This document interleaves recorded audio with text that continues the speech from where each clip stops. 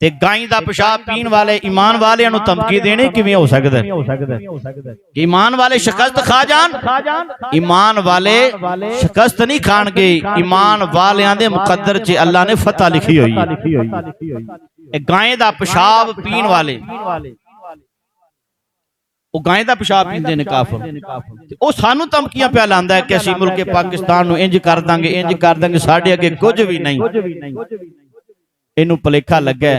हजराते मोहतरम, जंगा और ये धमकियां काफिर शुरू तो लांदे आए ने, लेकिन ईमान वालियां नूं हमेशा फतह रही है, फतह रहनी है ते फतह रवेगी। बोलो ईमान वाले, ईमान वाले फतह है ते फतह रवेगी। इन्हां दे बोलण नाल, इन्हां दी बकवास नाल, इन्हां दे जहर उगलदे नाल ईमान वाले शिकस्त नहीं खा सकते। शिकस्त हमेशा काफिरां ने खाधी। जंगा बड़ियां होईयां ने, हुंदियां रहणगियां, और इन्हां दे कहण दे नाल ऐसा नहीं ये माज़ अल्लाह इस्लाम थले आ जाएगा। इस्लाम दा परचम बुलंद ते बुलंद है ते बुलंद रवेगा। इस्लाम दा परचम ए बुलंद, और याद रखना कि जेड़ा जज्बा ईमान वालियां जिन्हां ए जज्बा काफिर दे दिल विच आ ही नहीं सकदा। जज्बा ओदे दिल विच हुंदा है जिदे दिल विच हुजूर दा प्यार है।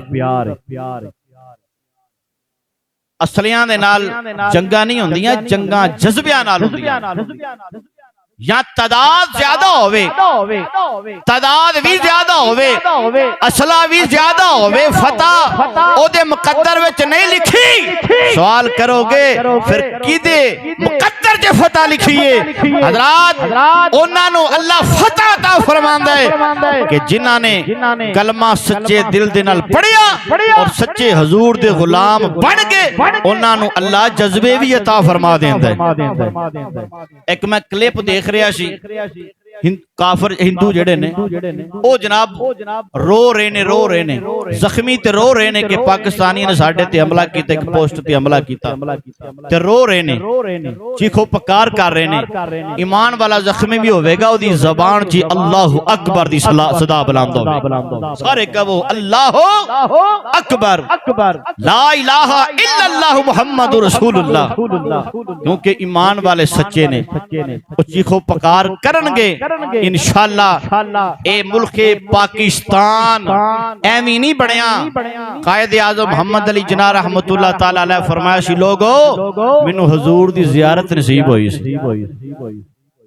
एवं नहीं को दो चार बंदियां ने मुल्क पाकिस्तान बनाया है। ते गाय दा पेशाब पीण वाले ईमान वाले धमकी देनी किवें हो सकदा है? ईमान वाले शिकस्त खा जान, ईमान वाले शिकस्त नहीं खाणगे। ईमान वालियां दे मुकद्दर च अल्लाह ने फतह लिखी हुई है। गाय दा पेशाब पीण वाले गाय का पेशाब पींदे ने काफिर, वो सानू धमकियां पिया लांदा है कि असीं मुल्क पाकिस्तान नूं इंज कर दांगे, इंज कर दांगे, साडे अगे कुछ भी नहीं। इनू भुलेखा लगा है। मुल्क पाकिस्तान कायदे आज़म मोहम्मद अली जिन्ना रहमतुल्लाह अलैह फरमाया कि लोगो मैं कौन बनाने वाला, ये मुल्क पाकिस्तान मुस्तफा सल्लल्लाहु अलैहि वसल्लम दे सदके बने आए।